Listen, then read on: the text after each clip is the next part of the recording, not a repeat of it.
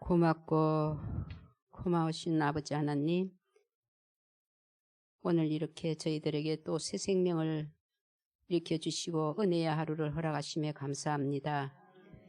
또한 천지 창조의 기념일이며 저희에게 정말 회복해 주시겠다는 이 거룩한 안식일을 저희에게 맞이할 수 있으니 더더욱 감사합니다. 또 어제까지는 메마른 땅에 단비를 주시고 저희들의 메마른 심령에 성령의 단비를 부어주셔서 더더욱 감사합니다.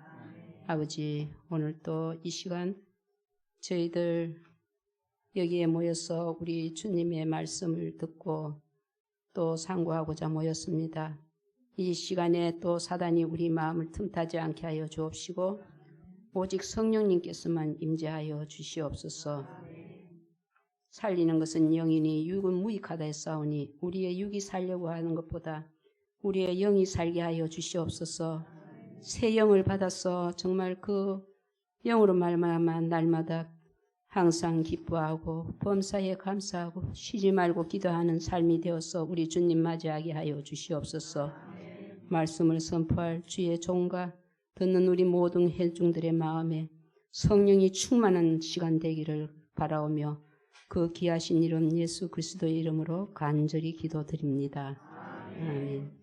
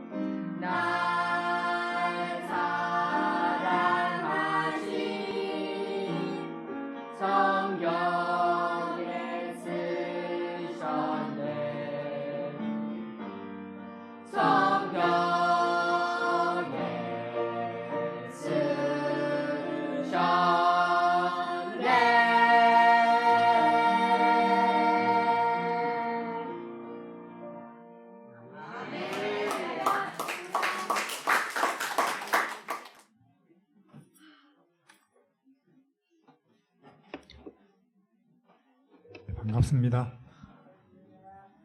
이 하나님의 날에 하나님께 예배하는 곳을 찾으신 발걸음에 하나님께서 복을 주시기를 바랍니다. 하나님께서 참 어린이들이 부르는 노래를 좋아하십니다. 또 우리 보고도 어린이가 되라고 하셨어요. 그렇죠? 어린이가 되지 않으면 이제 우리가 하나님의 나라 이해하기가 어렵다고. 왜냐면 어린이는 왜 이렇게 얼굴이 우리 어른처럼 누추하지 않은가? 왜 다른 사람의 눈을 똑바로 볼 수 있는가? 죄가 어른보다 작아서 그럴 거예요. 그렇죠? 그만큼 죄라는 뭔가 독립자존이 죄죠. 독립한다. 이제 요새 어찌 사요? 빌어먹고 삽니다. 망했네요. 그러나 이게 성경에서는 우리가 믿음으로 산다, 기대고 산다 이 말을 속된 말로 하면 빌어먹고 산다 그 말이에요. 하나님께 기대고 산다. 독립이니 자존이니 자립이니 우리 이 땅에서는 그게 좋은 말이라도 이 성경에서는 그걸 타락이라 그래요. 그러죠? 성경에서는. 그래서 마귀가 그랬죠. 하와, 아담, 왜 빌어먹고 사냐? 독립하시지. 당신들 얼마나 대단하신 분들인데, 그렇지, 그 말이죠. 자기가 하늘에서 이제 했던 그 일을 권하는 거예요. 자기가. 그래서 거기에 넘어가 버린 거예요. 왜? 독립, 자존, 자립, 의존하지 않고도 사네. 그게 넘어가 버린 거죠, 우리 인류가. 그래서 지금까지 우리는 이 고생을 하고 있습니다. 그래서 성경에는 많이 기댈수록 잘한다 그래요. 빌어먹고 살수록 우리 빌어먹고 삽시다. 하나님한테 빌어먹고 빌붙어서 고상한 말로 쓰는 게 믿음이라 그래요. 고상한 말로. 그냥 우리 일반인들이 좀 쉽게 알아듣도록 그냥 빌붙어서 살자 그렇게 말해주면 좋겠어요. 우리 신학자들이. 생명의 근원이시고 우리는 거기서 받아먹고 살고 그분은 나무고 우리는 거기 붙어야만 사는 가지고 그랬죠. 그래서 우리 어린이들이 이렇게 노래가 감동적인 이유는 그 사는 모습도 그렇게 누추하지 않은 이유는 그만큼 많이 의존해서 그렇지요. 아직도 부모에게 그렇죠. 빨래도 해주지요. 밥도 해주지요. 어디 데려다 주지요. 돈도 벌어서 쓰게 해주지요. 하는 거예요. 이제 그러다가 우리는 점점 이제 나이가 들면서 이제 타락을 하지요. 소위 말해서 철이 들지요. 독립을 하지요. 그렇죠? 그런 우리에게 하나님께서는 다시 유턴해라 그 말이죠. 이제 부모님은 이미 연세 많아서 힘 없으니까 혹은 어떤 부모님은 벌써 안 계시니까 누구에게 이제는 기대고 살으라고요? 하나님에게. 예수님에게 이제 빌붙어서 옛날에 우리가 어릴 때 부모에게 붙어서 살듯이. 그래서 저는 어제 어떻게 하면 붙어 사는 거요? 이름을 부른다고 했습니다. 이름을 부른다. 그분의 이름은 거룩한 이름이죠. 우리가 부르면 거기에서는 구원이나 희망이 오죠. 이름을 부른다. 이름을 계속 사용하고 산다. 이름 중요합니다. 예수라는 이름. 그래서 이 땅에는 석가모니, 공자, 맹자, 문대통령 그런 이름은 없어도 괜찮아요. 소크라테스 이런 이름들. 예수 이름은 우리뿐만 아니라 온 우주에 있어야 됩니다. 생명의 권능이 강줄기가 거기서 나오지요. 계시록 22장의 어린 양의 보좌 밑에서 강물이 흘러나온다 그랬죠. 무슨 의자 밑에서 강이 나오나? 의미의 강이 흘러나온다 그 말이에요. 우리는 이 땅에서 강물이 꾸불꾸불 흘러가면서 이런 우리 3차원적 생리적, 육체적 생명의 필요를 채우면서 흘러가듯이, 근데 그 강은 그림자 강이죠. 이 섬진강은 그림자 강이고, 우리가 진짜 강은 어디 가서 볼 거예요? 하늘에 가서 진짜 강을 볼 것인데, 이 그림자 강에는 물이 흘러가지만 진짜 강, 예수님의 자리에서는 의미와 정신과 가치가 흘러나와요. 진리가. 그렇죠? 겸손이 흘러나오고, 평화가 흘러나오고, 의미가 흘러나오고, 아름다움이 흘러나오고 신비가 흘러나오죠. 그 보좌가 어딘데? 베들레헴이 보좌지요. 베들레헴이 하나님의 보좌고, 나사렛 거기가 예수님의 보좌지요. 진리의 보좌. 갈릴리 바닷가 겟세마네 가장 앞권은 십자가죠. 예, 거기서 영원히 우리 인생뿐만 아니라 하늘의 모든 천사들, 모든 주민들의 이 영적 필요를 무한히 채워줄 의미가 끝없이 흘러나온다 그 말이에요. 예수님의 생애는 그냥 한번 흘러가 버린 역사적 사건이 아니고, 아침에 우리 원장님이 쭉 흘러내시잖아요. 왜 이 시대의 설교가 그런 예수님을 흘려보내는 설교가 왜 이렇게 찾아 듣기가 어려운지 참말로. 이 주변 요소들은 온갖 연구를 통해서 이 방법 저 방법으로 자꾸 말하는데, 예수 그리스도 그분이 진리고 생명인데 주변 것들은 그거 말한다, 그걸 이야기한다는 면에서 의미가 있는 건데, 그냥 안식일 자체만을, 절기 자체만을, 교육 자체만을, 건강 자체만을, 선교 자체만을, 신학 자체만을 그냥 연구하고 그냥 공부하고 앞에서 말하고 있는 거예요. 그런 것들이 혹시 의미가 있다면 유일하게 한 가지, 그런 것들이 예수를 알려주기 때문에. 그 외에 무슨 의미가 있어요? 그런 예수께로 안내되지 못한 예배라든지 신학이라든지 교육이라든지 건강은 쓸모없습니다. 차라리 딸기 재배법을 공부하면 낫죠. 딸기 농사라도 잘 짓게. 그리고 예수님 하신 말씀이, 소금이 맛을 잃으면 아무데도 쓸데없듯이 기독교가 예수님이 빠져버리면 그거는 뭐 사람 발에 그냥 밟히는 거 외에 어디 쓸모 있겠냐 그랬죠. 그래서 우리 지금 기독교가 밟히고 있잖아요. 우선거리가 되고 있죠. 뉴스거리가 되고 있어요. 누구를 놓쳤다는 것입니까?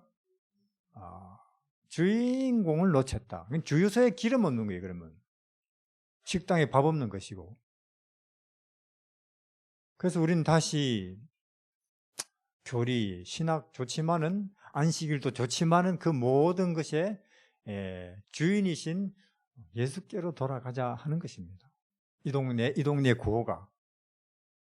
그래서 그 하나님의 보좌, 거기서 영원히 의미의 강이 흘러나옵니다. 우리는 먹고 산다는 부분에 있어서 우리 뭐 스마트폰 얼마나 꼬박꼬박 미기 살립니까?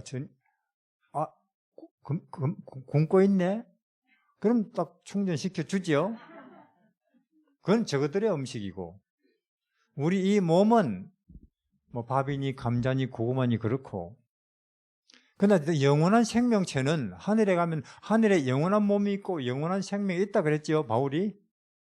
그거는 예수 먹고 산다 그 말이에요. 예수님에게서 나오는 가치와 의미와 정신, 신비, 아름다움을 공급받아야 돼요. 이제 그들도 그냥 저거들 속에서 나오는 거 아니라고요. 우리 매일 3번씩 몸이 공급받듯이 생명이란 그렇게 유지되게 되어 있습니다. 공급 못 받으면 끝나는 거예요. 근데 무슨 영혼 불멸설, 영혼이 어쩌고 저쩌고 지옥이고 혹은 뭐 천국이고 그러면서 그 기독교의 큰 교리인 양 영혼 불멸은 너희 속에 자체적으로 있어. 그런 희한한 말이 어디서 나오는지 모르겠어요. 그리고 기독교인들이 아멘 아멘 그러고 그게 아니라고 하는 우리를 오히려 저거 이단이라 그러고. 이단이라는 말 함부로 쓰면 큰일 납니다. 제가 성경에 보니까 이단이라는 말이 언제 쓰였느냐 보니까 가짜가 진짜를 공격할 때 이단이라고 쓰더라고요. 사도행전에 보면 나사렛 괴수라고 그 당시 유대인들이 나사렛 이단이라고 바울을 그래, 이단이 누가 이단이라는 말을 쓰거든 지가 가짜구나 그렇게 생각하면 됩니다. 예. 그래서 성경에 그러니까 이단이라는 용도가 그래서 우리는 예수님에게 빌붙어서 살아야 된다는 것입니다. 빌붙어서 어찌 사요? 나 빌어먹고 삽니다. 자랑스럽게 말하시기를 바랍니다. 빌어먹고 삽니다. 기대고 삽니다. 믿고 삽니다. 그 말이죠. 많이 기댈수록 편합니다. 많이 기댈수록. 그럼 지금 우리 몸으로만 친다면 제가 편하겠어요? 여러분들이 편하겠어요? 앉아 계시니까 저는 서 있고 그럼 여러분들보다 더 편한 사람은 누구겠어요? 누워 계신 분들. 우리 몸은 얼마나 어떤 것에 많이 기댄 만큼의 평안입니다. 그렇죠? 마음의 평안도 꼭 같아요. 우리 마음이 내가 참아야지, 인내해야지, 잘해야지 그런다고 되는 게 아닙니다. 우리 마음 똑같이 의자가 필요하고 소파가 필요하고 침대가 필요합니다. 그렇습니까? 그래서 예수님이 이 사람들아 내가 그대들의 마음에 의자라 깔고 앉아라. 나는 너희들에게 너희 마음에 침대라 들어 누우라. 세상에 그런 신이 어디 있어요? 우리 신하면은 뭐 자꾸 갖다 바쳐야 되고 비나이다 그런 신들만 말 그대로 뭐 그런 신들 동서남북에 꽉 차 있는 그런 종교라는 개념 속에 예수라는 신은 희한한 캐릭터예요. 나를 먹고 마시라, 나를 깔고 앉아라. 그런 신은. 그래서 마음의 평안은 내 잘하는 데서, 내 옳은 데서 오는 게 아닙니다. 내 마음이 지금 얼마나 예수 기대고 있느냐에서 오는 것입니다. 몸이 내 몸이 잘생긴 데서 혹은 뭐 내 키 큰 데서 몸이 오는 게 몸의 평안이 오는 게 아닌데 몸이 의자에 앉아야 되죠. 의자에 앉아야 되지. 꼭 같은 원리를 이야기. 저는 뭐 말씀드렸잖아요. 제가 이번 주 내내 드리는 말씀에 제목을 붙이자면은 뻔한 이야기. 당연한 이야기를 하는 거죠. 그래서 이 어린아이처럼 우리는 예수님을 기대고 사는 거예요. 그래서 예수님으로부터 사실 사탄도 지금 예수님이 아직도 공급받고 예수님이 공급하고 계셔요. 맞습니까? 언제까지요? 심판 집행 그날까지. 우리도 그렇잖아요. 아무리 저 친구가 아주 극악무도한 나쁜 연쇄살인범 사형수라 할지라도 사형을 선고해놓고도 감옥에 사형 집행 날까지는 정부가 우리 낸 세금 가지고 먹여 살립니까? 꼭 같다니까요. 물론 사탄과 그에 소속된 악한 천사들은 이미 선고는 받았어요. 그렇죠? 퇴출 하나님의 세계에서. 근데 그 집행이 언제라고요? 세 번째 오실 때라니까요. 삼림 때. 그럼 그때까지 그들은 어디에 갇혀 있다고요? 여기에. 그래서 여기를 지옥이라고 하잖아요. 여기에. 계시록 11장에 보면은 여기에 가둬놨다고 했잖아요. 유다서에도 심판의 날까지 여기에 가둬놨다고. 그러니까 여기가 지옥이죠. 아무리 우리가 뭘 해도 마음 안 편하고 피곤하기만 하죠. 마귀가 여기 주인 노릇을 하고 있으니까. 그러나 그도 왜 사실은 마귀도 천사도 악한 천사도 왜 살아있느냐? 하나님이 집행 날짜까지는 공급하는 거예요. 그 생명을. 그러니까 영혼 불멸설이니 이런 그런 이설은 믿지 마시기를 바랍니다. 그 디모데서에 여호와 하나님 가까이 가지 못할 빛에 거하신 여호와 하나님 오직 그에게만 죽지 아니함이 있고 그리 돼 있죠. 그러면 다른 것들은 다 어떻게 된다는 거예요? 죽는다 그 말입니다. 죽는 방법이 다르죠. 저런 전기 제품은 어떻게 죽어요? 전기 끊어지면. 우리는 호흡이 끊어지면. 천사들은 몰라요. 그러나 그들이 죽는 방법이 있다 그 말이에요. 저런 전기 제품들이 아마 생각이 있다면 우리 보고 이런 생각하겠죠. 아, 개나 닭이나 저 사람들은 영생하는가 보다 왜 코드 안 꽂아놓고도 계속 다니네. 저거들은 우리가 사는 방식을 몰라서 오해하고 있는 거예요. 그렇죠? 마찬가지로 우리가 천사는 영원히 사는가 보다 밥도 안 먹고 숨도 안 쉬니까 철없는 생각이죠. 그렇죠? 그들은 그들의 영역에서 공급받고 죽는 방식이 있다니까요. 그래서 요한계시록 20장에는 하나님이 마지막으로 최종 심판을 세 번째로 오셔서 하실 때 그들은 영원한 소멸로 그리 돼 있죠. 없는 존재로 무의 세계로 비존재의 세계로 아웃돼 버린다 그 말이에요. 그래서 이 책이 분명히 그런 걸 말하고 있고 그래서 열심히 이 땅에 우리가 사는 동안 잠시 사는 동안에 뭐 평안이다 뭐 행복이다 그걸 알고 싶다면 그걸 위해서라도 우리는 기대고 살아야 됩니다. 어떻게 기댑니까? 말씀드린 것처럼 이름을 부른다. 그 이름을 계속 써먹는다 그 말이죠. 하루에 20번이라도 부르시기를 바랍니다. 길을 가다가도 부르시기를 바랍니다. 누워서라도 부르시기를 바랍니다. 그럼 얼마나 예수님이 기분 좋아하시겠어요. 인정해주네 드디어 나를. 알아주는구나 그 말이죠. 예수님이 말씀하시죠. 나는 너희들 11조 내는 거 그거 이제는 귀찮다 그렇게 하셨어요. 너희들 교회 짓느라고 막 건축 헌금하고 뭐 새벽기도 떠들 그것도 나는 지금 지쳤다. 이사야에서 그렇게 나오죠. 너희들 헌금에 헌물에 오히려 피곤하다. 마당만 자꾸 밟고 이제는 그렇게 우리는 하나님을 피곤케 하지 마시기를 바랍니다. 참으로 예수님을 기대고 살고 의지하고 살고 오늘이 안식일이잖아요. 맞습니까? 무슨 뜻이에요 안식일이? 쉬는 날이란 뜻이죠. 그건 뭔 뜻이에요? 더 많이 예수님께 기대는 날 맞습니까? 예. 그래서 일까지도 학교까지도 안 하고 오는 거잖아요. 왜 일 안 합니까? 왜 학교 안 갑니까? 왕창 예수님께 기대려고. 그렇죠?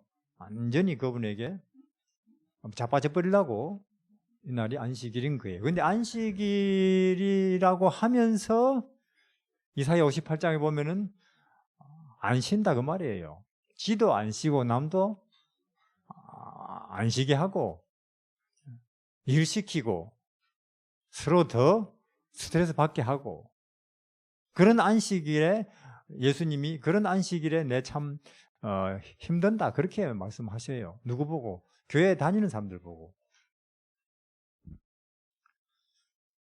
그래서 참 우리가 안식일이 이제 진짜로 안식일 되는 그 날이 예수님 재림의 날이겠죠.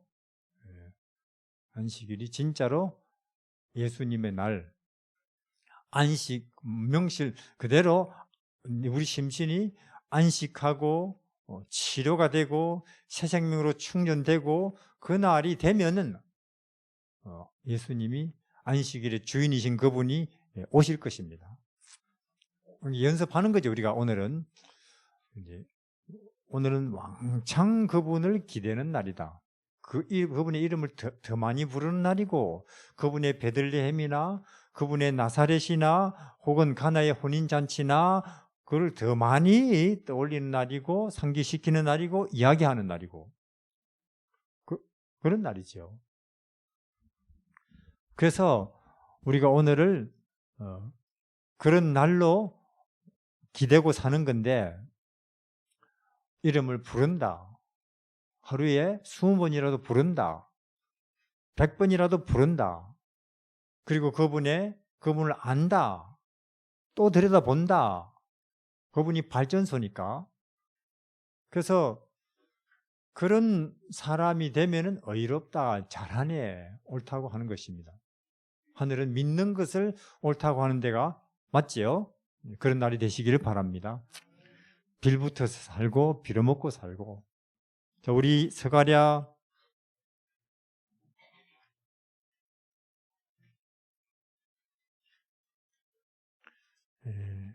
구약 성경 9장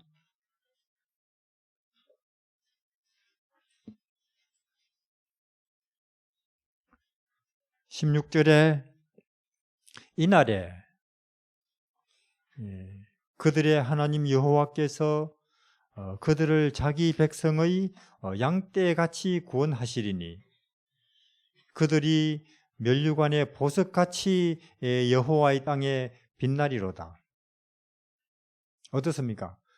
저 앞에서 이렇게 보니 이미 이제 60도 넘고 70도 넘으신 분들이 계신데 또 심지어 몸에 이 질병까지 지니고 계신 것도 같은데, 그렇죠? 내 인생이 다시 한 번 더 보석같이 빛날 희망을 가질 수가 있을까요? 내 인생이 지금 이 백발인데 얼굴에는 주름이 가득한데 점점 이 가물가물한데 이 생각이 내 인생이 다시 한번 이 땅에서 이 보석같이 빛나고 찬란한 그런 꿈을 꿀 수 있겠느냐 그 말이에요. 내 인생이 다시 청춘이 될 수 있을까요? 여기 된다고 하잖아요. 된다고. 근데 이 땅에서 뭐 미스 코리아니 뭐 금메달이니 그 정도가 아니고 어디에서 빛난다고요? 여기에? 하늘에서 빛난다. 그럼 얼마나 여기 우리 각 사람이 눈부시게 된다는 뜻입니까? 하늘에서 빛나는 정도니, 하늘에서 빛나는 정도니. 우리는 모세가 이제 40일을 이제 하나님하고 같이 있다가 천사도 아마 있었는지 모르지만 그 약간 같이 있은 그 흔적만 가지고 산에서 내려와도 사람들이 눈 바로 뜨고 봅니까 못 봅니까? 그 나오죠? 출애굽기에. 약간 그 분위기만 갖고 와도 사람들이 그냥 그 좀 수건으로 좀 덮어 주십시오. 너무나 눈이 부셔서 우리가 지금 못 보겠습니다. 하는 거예요. 도대체 얼마나 그 모습이 찬란하고 위대하고 아름답고 신비한 모습이었길래 사람이 쳐다보기에 너무 눈이 부실 정도냐. 우리는 이 땅에서 아이고 그 사람이 너무나 위대해서 너무나 아름다워서 미스 코리아 아니라 미스 온 세계라서 바로 눈을 바로 뜨고 못 보겠네. 그리 됩니까? 아니죠. 우린 더 자세히 보지요. 왜? 약간 차이 나니까, 약간. 1.2점 차이니까 1등, 2등은 그렇죠? 0. 몇 초 차이니까 서울대학 해봤자 그러니까 점수 20, 30점 차이니까 그렇죠? 한 배, 두 배도 아니에요. 간발의 차이라고요. 그거 가지고 1등입니다, 2등입니다, 이 사람이 최고예요, 뉴스 나오고 사진 찍고 난리고도 더 자세히 보죠. 그러나 모세가 약간만 하늘의 흔적을 갖고 내려왔는데도 눈이 부셔서 못 보는 정도니까. 그렇습니까? 우리가 그런 존재가 된다고 하는 거예요, 여기에. 이게 믿어지고 사실이라면은 이 땅에서 가난해도 괜찮겠어요? 사람들한테 밟히고 살아도 괜찮겠습니까? 감옥살이, 노예살이 별거 아니겠어요? 그렇다니까요, 그게. 금세 지나가니까. 암도 별거 아니네, 그런 생각이 들 정도 되겠습니까? 그렇다니까요, 암도. 근데 우리가 이제 이걸 떠나면은, 이게 이제 내 시야에서 이런 게 사라지면 베들레헴이 사라지고 나사렛이 안 보이고 뭐 뉴스라든지 경제라든지 또 이 땅의 일들이 내 마음에 이렇게 내 마음에 그런 것들만 보이면은 또 이제 걱정이 되죠. 뒤떨어지는 거, 나는 학교 제대로 못 다닌 거, 사람들한테 대우 못 받는 거, 이런 것들에 우리는 멱살 잡히는 거죠. 거의 병까지 돼버리는 거죠. 병까지. 그리고 나를 주변 사람들을 어둡게 하는 거죠. 이게. 그럼 또 어떻게 해야 됩니까? 돌아가자. 해야 되는데 상당히 많은 기독교인들이 그런 가운데서도 돌아갈 줄을 모르고 뱅뱅뱅뱅 도는 경우들이 또 있어요. 예. 가만 보면 참 우리가 우매무지한 짐승 같아요. 우리 인간들이. 교회 다니고 안 다니고를 떠나서 이 답을 옆에 놔두고도 우물 옆에서 목말라 죽는다는 소리가 그래서 나오는 거예요. 우물 옆에서. 근데 여기서는 이날에 언제입니까? 예수님 이 땅에 다시 오시고 우리가 이 땅을 떠나서 하늘에 간 그날이겠죠. 그래서 저는 뭐 이해에 좀 도움이 될까 해서 4차원이라고 말씀드렸는데 우리가 드디어 그날 거기 가면은 그들이 면류관만 해도 엄청난 건데, 그렇죠? 면류관만 해도 왕이 쓰는 거니까 그 면류관 중에서도 한가운데 있는 무엇 같은 존재가 된다고요? 우리가 보석 같은 존재가 된다는 거예요. 우리 각 사람이. 이런 구원을 우리에게 하나님이 약속하시는 것입니다. 믿으시기를 바랍니다. 자꾸 생각을 해야 돼요. 자꾸 생각하고 아침에 들으셨지 않습니까? 세상의 정치니 뭐 경제니 사회니 모대 노벨 상이니 그 다 쓰잘데없는 것들이에요. 하나님께서 이 문제가 생겨버린 이 땅에 내놓으신 해답은 예수입니다. 그러니까 그분에 대해서 우리가 쭉 이렇게 내 안에서 흘러나와야 되는데 그분이 내 속에 뚜렷한 형상으로 자리 잡고 있어야 되는데 그게 안 돼요. 아무리 교회를 다녀도. 그게 왜 그러냐? 사탄이 또 사기를 치는 거예요. 어디에다가 대고 교회에다 대고 사기를 치는 거예요. 마귀가 사기를 치면 인간은 당해낼 재주가 없습니다. 자, 이것을 안 씹어 먹으면 천국 간다. 그럼 천국 가기 쉽습니까? 쉽죠. 우리 이거 안 먹어요. 이거 먹으면 입만 아프고 이빨 빠지죠. 그러나 우리는 굳이 이걸 씹어 먹으면서 이빨 빠지면서 천국 못 가요. 왜 그러냐? 사탄이 얼마든지 우리를 그렇게 만들 수 있다 그 말입니다. 이것을 먹어야 돼. 이것을 안 먹으면 너는 사람들에게 뒤떨어져. 이것을 먹어야 너는 이 세상에서 그래도 대우받아. 이런 생각 만드는 거 사탄한테는 간단해요. IQ가 6천이니까. 이해하시겠습니까? 우리 그렇잖아요. 아니 15평만 돼도 두 식구 사는 데는 충분하죠. 근데 왜 굳이 30평 하려 합니까? 이 정도 돼야 안 뒤떨어지지. 그게 우리 사기를 당해 있는 거예요. 학교는요, 여러분들 대학까지 갈 필요가 사실은 없어요. 중학교 아니라 국민학교만 나와도 애기들 우리 뭐 한두 명이 지금 쩔쩔 매는데 그 전에 우리 부모님들은 6명씩 7명씩 나와서 잘 길렀어요. 그 정도만 나오고도 글자 몰라도. 근데 우리는 왜 그렇게 몸을 헤쳐가면서 잠 못 자가면서 뒤집다 공부를 하려 합니까? 사기를 당한 거예요. 이렇게 학벌 안 갖추고 있으면 네 인생 의미 없어. 그 사기입니다. 아까 말씀드렸잖아요. 유년시대 우리 하나님은 학교 안 다녔다. 왜? 가서 배우는 것이 진짜로 행복하고 생명하고는 관계없는 것이 오히려 더 많더라. 그리고 많이 배운 사람들이 뭐 하느냐? 국회에 보내놨다면 싸우고 있더라. 그리고 세상은 누가 이렇게 고통을 많이 배운 사람들이 그러더라. 그래서 우리 하나님은 진리이신 거구나 안 갑니다. 그런데 그래서 어디서 배워요? 산과 들을 보고 배우죠. 아하, 민들레라든지 도둑놈이라든지 이런 것들은 정말로 번식하기 좋겠네. 날아가니까. 그렇죠? 옷에 달라붙어서 아니 왜 이런 게 있어 하고 떼내면 거기가 지자리니까. 봉숭아 폭발하네. 그런데 감자나 고구마나 밀은 날아가지도 못하고 갈고리도 없는데 어떻게 이렇게 퍼질까?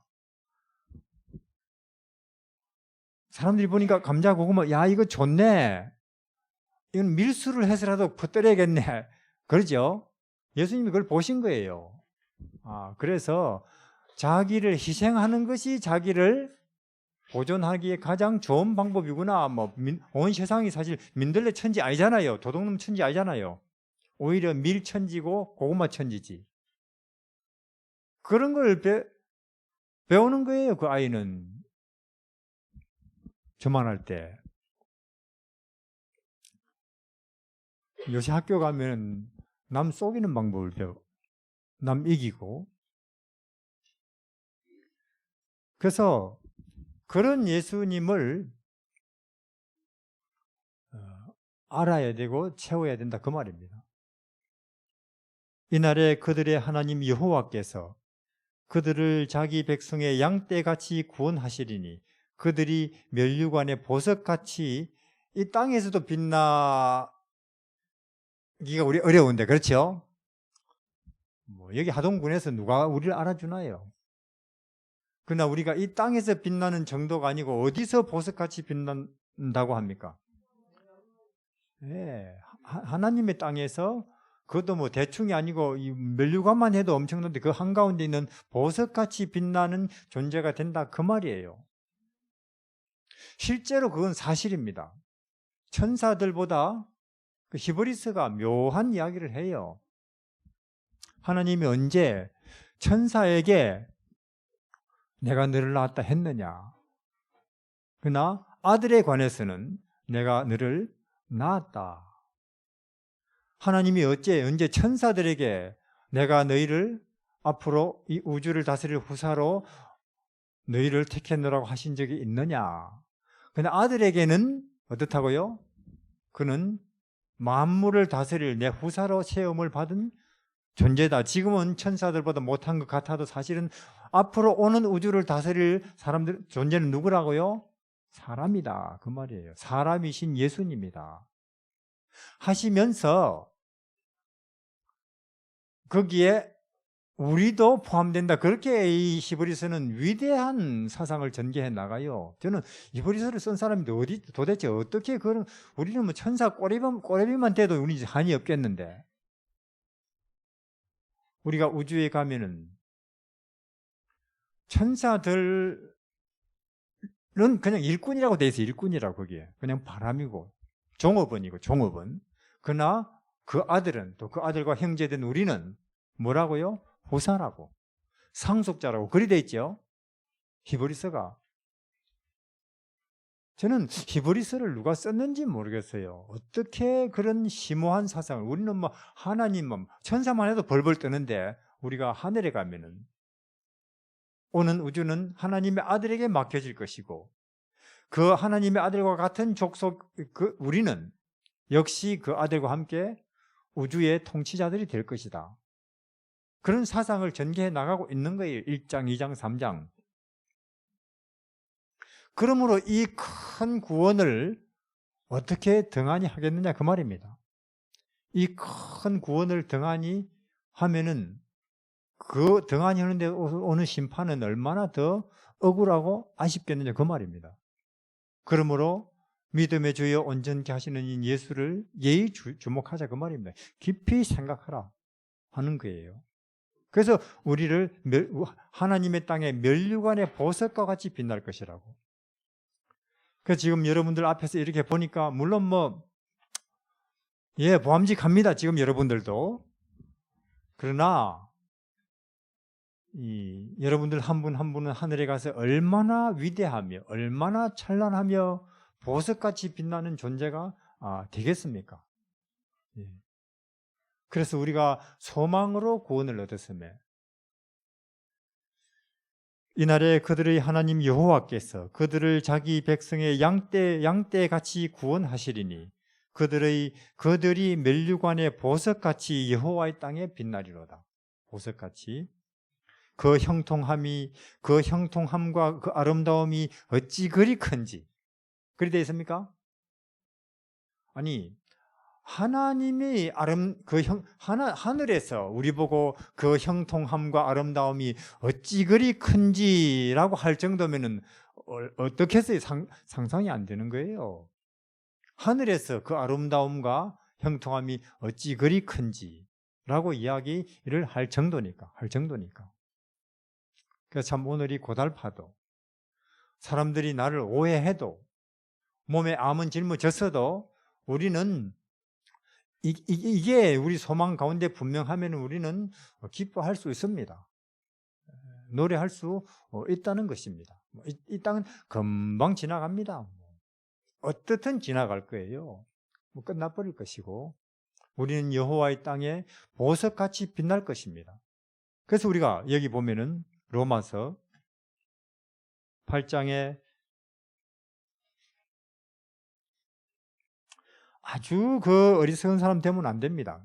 그런 사람에 대해서 롯을 이야기하기도 하고 에서를 이야기하기도 하고 유다를 이야기하기도 하죠.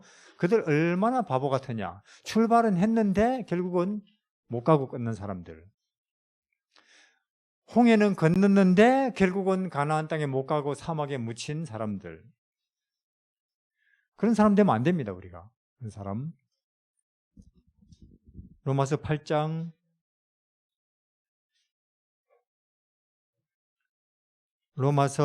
8장 17절에 16절에 성령이 친히 우리 영으로 더불어 우리가 하나님의 자녀인 것을 증거하나니. 그렇습니까? 천사들은 하나님의 자녀 아닙니다. 말씀드렸잖아요. 그들은 바람이고 사역자고 일꾼이고 종업원이죠. 하늘에. 그러나 성령께서 우리에게 가르치는 것은 우리가 아무리 지금 이 땅에서 가난해도 배운 거 없어도 남의 발을 닦아주고 살아도 우리는 누구라는 것을 성령께서 우리에게 가르치십니까? 하나님의 아들이고 딸이다 그 말이에요. 성령께서 그걸 가르쳐요. 성령께서 우리에게 예수님을 가르치면서 이 예수님이 누구냐? 하나님 본체고 하나님 자체고 천지를 주재하시는 분인데 근데 이 예수님이 너희 족속이지 너희 닮았지. 그러니까 너희들도 하늘에 가면 이분 덕에 그런 존재가 된다. 그걸 가르치는 거예요. 성령께서 우리에게. 이 큰 구원을 어떻게 우리가 등한히 하겠습니까? 성령이 친히 우리 영으로 더불어 우리가 하나님의 자녀인 것을 증거하시나니. 자녀이면 또한 뭐라고요? 상속자라 그 말이에요. 종업원이나 일꾼이나 이런 사람들이 이런 존재들은 상속 아니에요. 우리는 상속자고. 뭘 상속합니까? 집 몇 채, 자동차 몇 대 아니죠. 나라를. 그리스도와 곧 하나님의 후사여 그리스도와 함께한 후사니 우리가 그와 함께 영광을 받기 위하여 고난도 함께 받아야 될 것이니라. 좀 고난 받는 거 받을만 하겠습니까? 이렇게 될 거니까. 18절에 생각컨대 현재의 고난은 장차 우리에게 나타날 영광과 좋게 비교할 수 없도다. 지금 이 말을 누가 하고 있습니까? 바울이지요. 자, 바울 선생님의 고생 혹은 고난에 대해서 좀 들어보신 적이 있습니까? 있지요. 몇 대를 맞는다고요? 39대를. 몽둥이로. 굶기를 밥 먹듯이 합니까? 그럼요. 춥습니까? 춥고. 물에 빠져 죽을 뻔 합니까? 돌에 맞아 죽을 뻔 합니까? 나사렛 이단이라 하면서 나사렛 이단이라 하면 돌 가지고 이제 때려서 이제 죽었겠지 하고 동네 밖에 던져버렸다니까요. 죽었겠지 하고. 그러다가 살아났어요. 잠 못 자고. 이런 엄청난 고난이에요. 저는 저보고 제 직업이 선교사인데 물론 저도 위험한 일 좀 당했지요. 도망 수없이 다니고 중동에 있을 때는 안식일에 예배 드릴 때 야, 이 자리에 지금 폭탄이 떨어지면 난 몸을 어디로 날려야 되지? 그런 생각을 하면서 안식일을 보내요. 그런 일이 가능하니까. 그렇지만은 이 바울 선생님에게 비교하면 아무것도 아니에요. 이거는. 그래요. 아이고 선교사로 뭐 여기저기서 얼마나 고생합니까? 저보고 그러면 도망가고 싶어요. 이 정도는 돼야 고생했다는 소리 들 만한데. 근데 그런 엄청난 고생을 하면서도 이거 별거 아니에요. 그럽니까? 별거 아니라고. 이게. 우리는 지금 얼마나 사람들이 쉽게 마음의 상처 받는 걸 봅니까? 그렇죠? 걸핏하면은 그 사람 내 마음에 상처를 줬어요. 그런다니까요. 참 이 현대인들의 마음은 가만 보니까 이 유리컵 같아요. 그냥 떨어뜨리면 바로 어떻게 됩니까? 콘크리트 바닥에 깨져버리는. 많이 배웠는데도 돈 많은데도 그리고 별소리 안 했다고요. 근데 뭐 상처를 받았다느냐 하면서 뭐 교회를 나가나 마나. 근데 이 바울 보십시오. 바울 이 사람은 밟아도 때려도 뭐 꼭 페트병 같아요. 물병 페트병 그렇죠. 아무리 땅에 패대기를 쳐도 안 깨지는 페트병 같은. 그러니까 예수님을 똑바로 믿는 사람의 마음은 웬만해서는 상처를 안 받는구나 하는 걸 알겠죠. 그럼 우리는 왜 교회 다녔는데 상처 쉽게 받냐? 예수를 잘못 믿고 있구나. 모르는구나 예수님을. 그냥 예수님을 모르는 채로 20년쯤 다니다 보면 장로가 됐구나 하는 거죠. 뭘 보십시오. 이렇게 엄청나게 매를 맞고 짓밟히고 굶고 그러면서도 이거 별거 아니에요 그런다니까요. 정말로 예수라는 분을 제대로 알면은 그분이 우리를 사람을 어떻게 강력하고 온유하고 친절하고 담대하고 그 파워가 엄청나죠. 똑바로만 만나면은 막달라 마리아를 봐도 그렇고 삭개오를 봐도 그렇고 갈릴리 어부들도 그렇죠. 그러니까 예수라는 분의 그 핵심에 혹은 그 파워에 이 시대 기독교 우리 각자도 이게 잘 접근이 안 되는 그러는 거죠. 그래서 생각컨대 현재의 고난은 장차 우리에게 나타날 영광과 좋게 비교할 수 없도다. 그러니까 우리가 이 소망을 자꾸 생각하는 것은 굉장히 우리에게 오늘을 끄떡없이 살게 하는데 굉장한 힘이 있다 그 말이에요. 노예로 팔리든지 감옥에 억울하게 들어가든지 암 걸리든지 끄떡없이 살게 하는. 그래서 그 히브리서 저 뒤쪽 좀 가면 이런 말입니다. 이런 사람은 세상이 감당을 이런 사람을 낙심, 실망 혹은 우울하게 만들 파워는 세상에 존재하지 않는다 하는 것입니다. 하늘에도 없고 천사들이나 죽음이나 칼이나 현재의나 장래일이나 우리를 믿음에서 우리를 희망에서 끊을 수 없으리라. 정말로 예수님 강력한 구원이십니까? 강력한 구원이에요. 초점만 제대로 맞춘다면 초점만. 근데 마귀가 늘 초점을 벗어나게 하지요. 그래서 이것을 안 씹어 먹으면은 사실 구원은 쉽습니다. 어느 정도로 이것만 안 먹으면은 천국 간다. 이것 정도로 쉬운 거예요, 구원은. 이것만 안 씹어 먹으면은 편안해진다. 행복해진다. 그리고 이웃과 더불어서 얼마든지 화목하게 산다. 천국 간다. 그럼 정말로 쉽네요. 우리는 이거 뭐 먹을 리가 없잖아요. 그러나 우리는 굳이 이걸 먹고 이빨 빠져가면서 고생하면서 다투어가면서 국민의힘이니 민주당이 하면서 싸워가면서 멸망으로 갑니다. 그게 우리 어리석은 인생이고 우리 인류예요. 그게.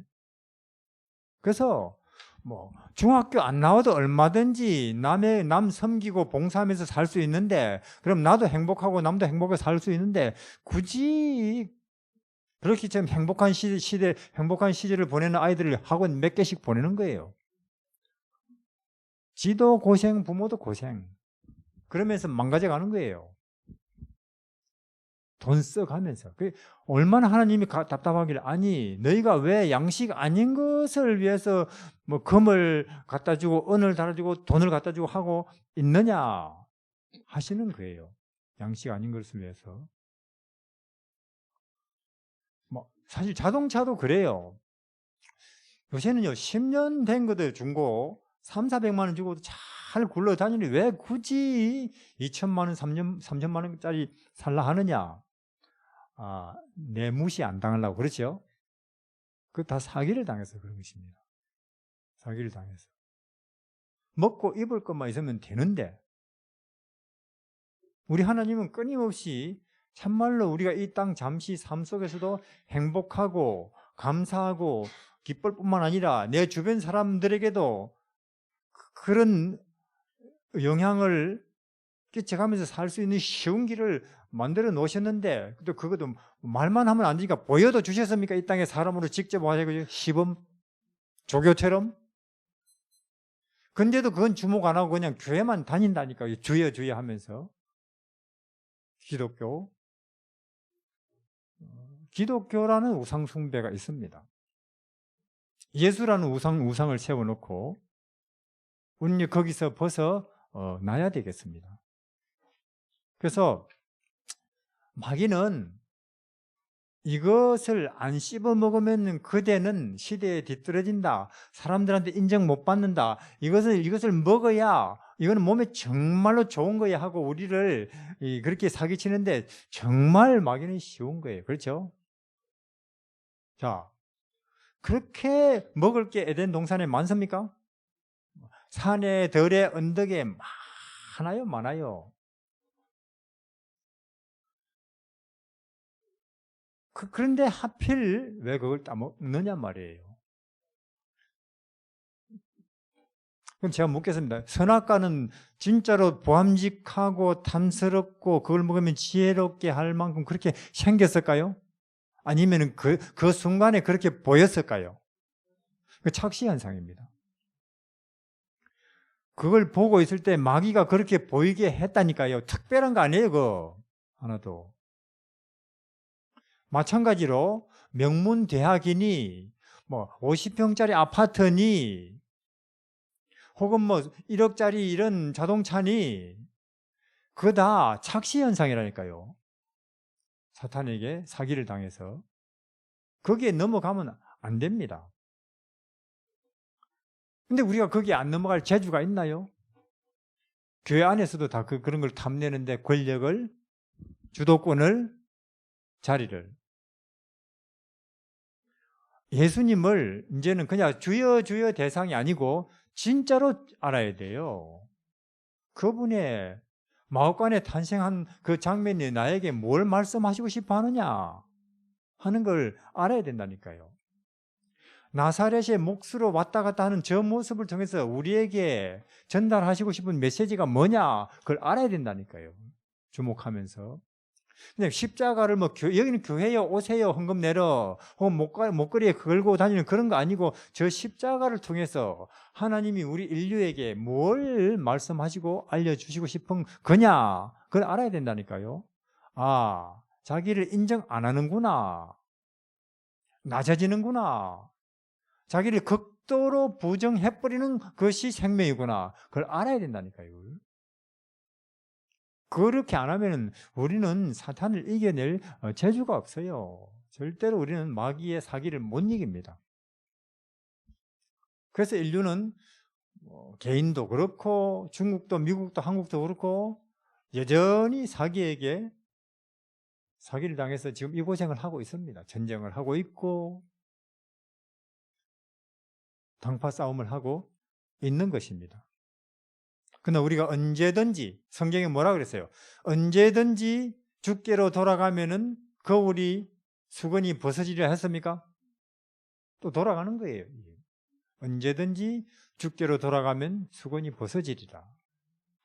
빌어먹고 사는 사람들이 되시기를 바랍니다.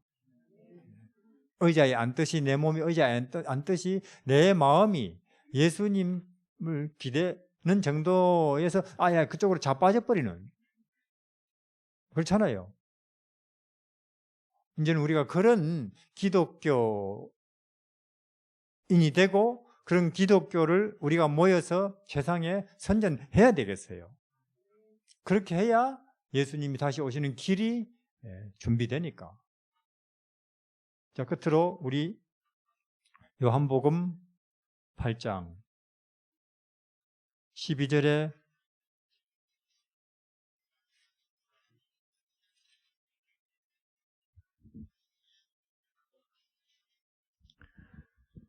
예수께서 또 일러 가라사대 나는 세상의 빛이니 나를 따르는 자는 어두움에 다니지 아니하고 생명의 빛을 얻으리라.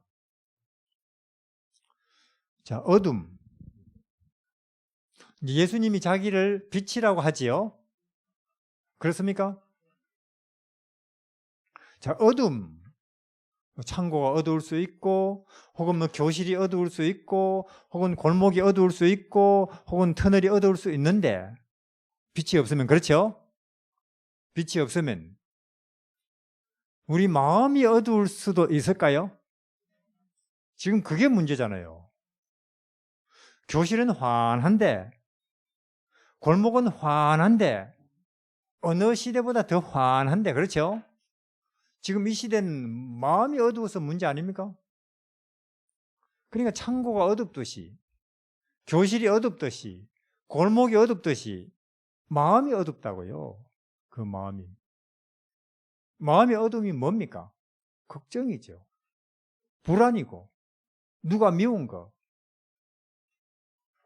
저 친구는 잘못됐고 내가 옳지, 이런 건 다 어둠입니다. 밉다. 캄캄한 흑암이죠. 심심하고 따분하다. 그 정도는 어둡다 하고 할 수는 없지만 그래도 어렴풋한 거죠. 아예 밝은 건 아니죠. 그런 것들도. 그런 우리 마음의 어둠들이 지금 이 시대의 문제입니다.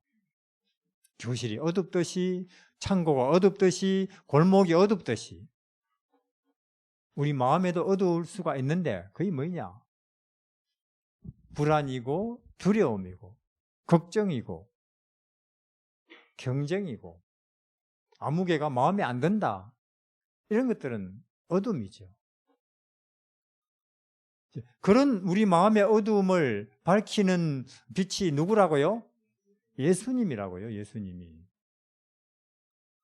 정치 아니고 경제 아니고 학문 절대로 아닙니다.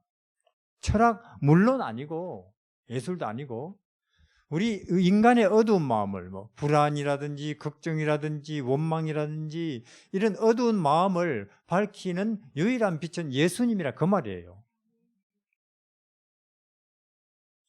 자, 예를 들어서 저는 계속 뻔한 이야기를 하는데 여기에 강도상도 있고 피아노도 있고 에어컨도 있고 카메라도 있고. 그래서 박습니까? 여기가 등불 때문에 박지요. 우리가 여기서 여기 에어컨이 없어서 어둡네요. 누가 그런 말을 해요? 피아노가 없어서 캄캄한데요. 그런 말 아무도 안 합니다. 근데 우리는 자꾸 이거 돈이 없어서 내 마음이 어둡네. 누가 나를 업신여겨서 내 마음이 어두운갑다.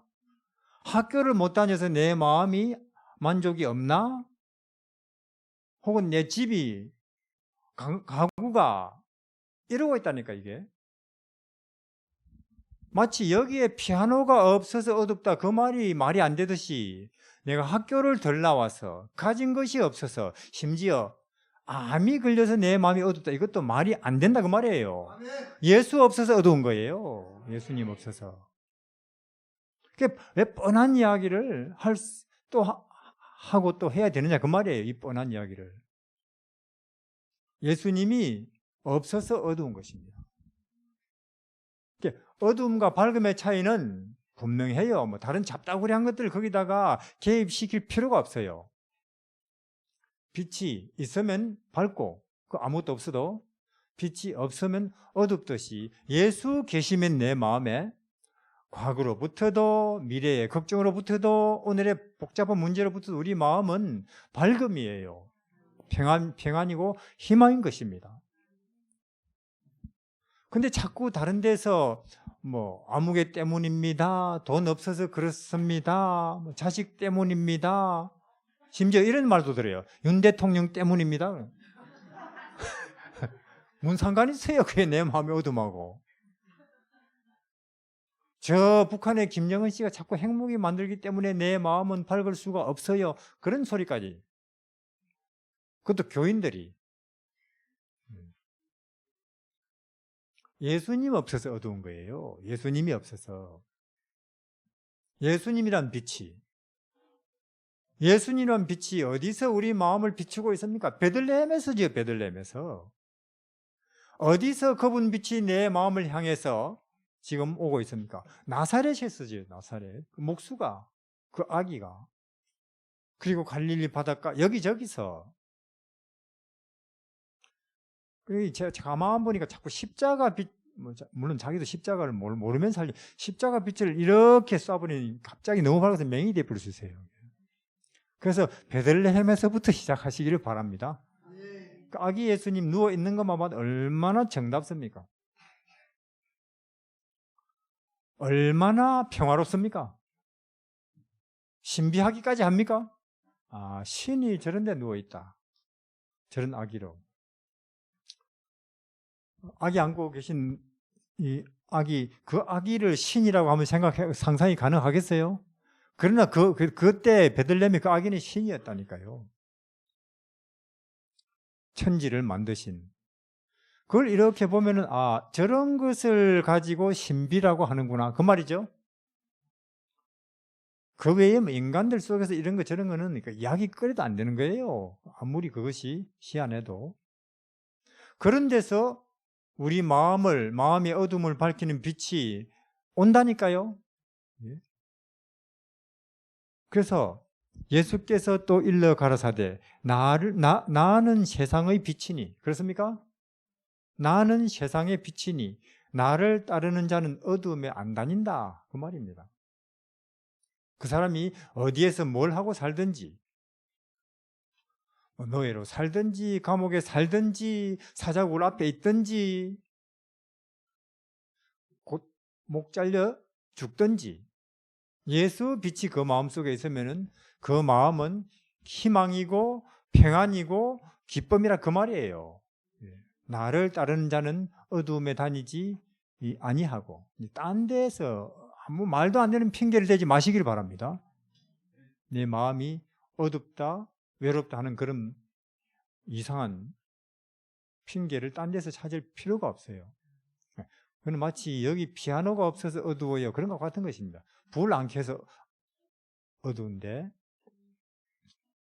예를 들어서 보세요. 저 창세기 39장의 마지막으로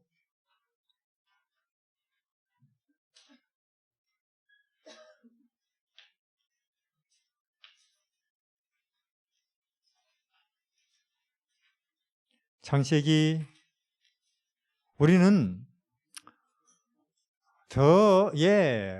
가장 현실적이고 가장 이성적인 것이 가장 영적이기도 해요. 그렇죠? 창세기 39장 2절에 여호와께서 요셉과 함께 하심으로 그가 형통한 자가 되어 그 주인, 여기 주인이란 말이 불길한 말이에요. 그렇죠? 아니, 사람에게 주인이 있다니. 이게 뭐 물건도 아니고 소도 아니고 닭도 아니고. 근데 지금 요셉에게 주인이라는 존재가 있습니까? 그러면 그 얼마나 절망적인 상황이에요. 우리 아무리 여기 뭐 가난하고 나이 많고 해도 우리는 그래도 내가 내 주인이죠. 그러나 지금 요셉에게는 누가 주인입니까? 보디발이에요. 그런데도 요셉이 어떻다고 그럽니까? 여기서 형통이라고 합니까? 형통. 그러니까 요셉이 아무리 노예라 할지라도 아무리 억울하게 감옥이라 할지라도 거기도 예수님 빛이 들어갈까요? 지구멍에도 빛이 드는데 예수님 빛이 거기도 가는 거예요. 노예의 인생살이 속에서도 감옥살이 속에도 예수님 빛은 거기도 찾아 들어가는 겁니까? 간다니까요. 왜 어째서 거기라고 베들레헴이 못 가겠어요? 성령께서 계신데. 그러니까 밝은 거예요. 노예지만 하나도 안 어두워요. 오늘도 안 어둡고 내일도 안 어둡고.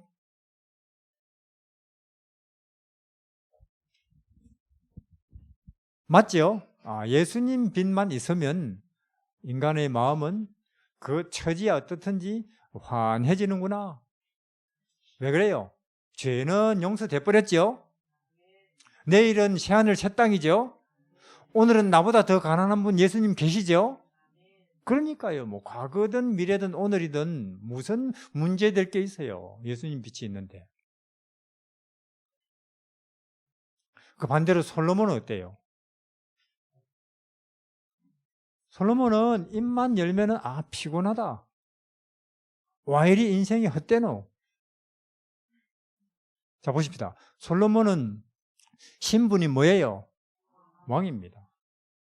돈 많습니까? 금이 너무 많아가지고 창고에 쌓아놓고 살아요. 솔로몬은. 저는 손가락에 끼고 다닐 것도 가져본 적이 없어요. 금을. 근데 솔로몬은 아예 창고에 쌓아놓고 산다니까요. 금을. 아는 거 많습니까? 아는 거? 1등, 당신이 2등이 하면 솔로몬은 화가 납니다. 1등이죠. 언제나. 그것도 모든 분야에. 남자들의 로망이 뭐예요?